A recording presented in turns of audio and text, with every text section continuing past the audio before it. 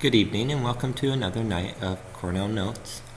This week we will be focusing on each of the three colonial regions, looking at their physical, cultural, and economic characteristics. Tonight, we'll be focusing on the New England Colonies. As you set up your notes, our inquiry question is, how do the physical, cultural, and economic characteristics of the New England region affect its lifestyle? To review 7th grade history, remember physical characteristics are those that are natural to the area, not man-made. Cultural characteristics are those items that are man-made or man brings to the area. And economic characteristics are those ways in which people would make money or make a living in the region. So we're going to look at, to start, what colonies make up the New England region. If you remember from your map, we have New Hampshire. We then have Massachusetts, which is where Plymouth is located. If you also remember, Maine, or today's Maine, was considered part of Massachusetts at this time. We have the smallest of them in Rhode Island, and we have Connecticut. The climate of the region was very harsh because they had long, cold winters. The winters would drag on for many, many months, often starting in late September or October and lasting into March, April, sometimes even May, where they'll see their last snowfall.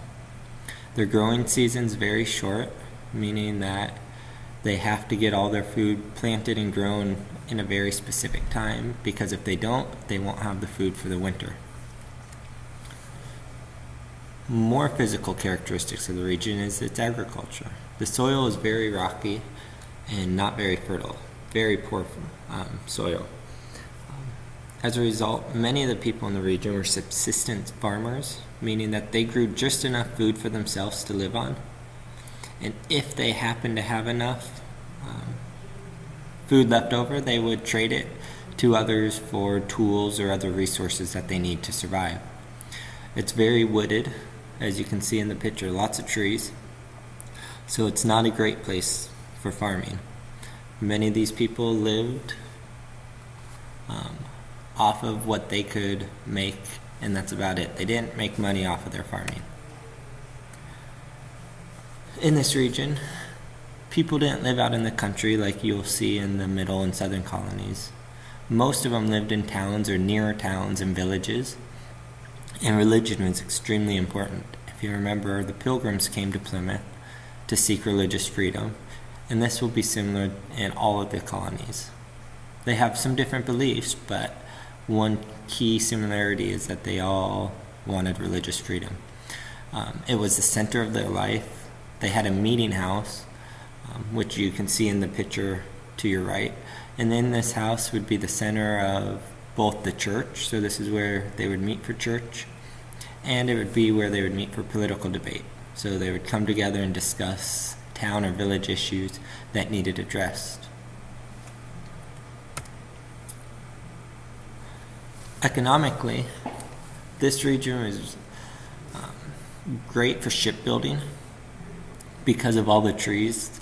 They had plenty of lumber to build as many ships as they wanted. There's tons of fish and whaling in the region. At this time, whaling was a common practice throughout the world. They could trade whatever they would manufacture. They could ship, especially on their new boats that they were making. And then rum was very important also, or a very big economic piece for the region. So if we review, we have physical characteristics, that is the climate and the agriculture. We have the cultural characteristics of their religion, their meeting house, and then the economics. Their number 1 and 2 sources would be shipbuilding and fishing, and everything else would build off of those. So as you come tomorrow, be prepared to discuss this and begin to get a little bit deeper into what took place in this region. Have a good evening.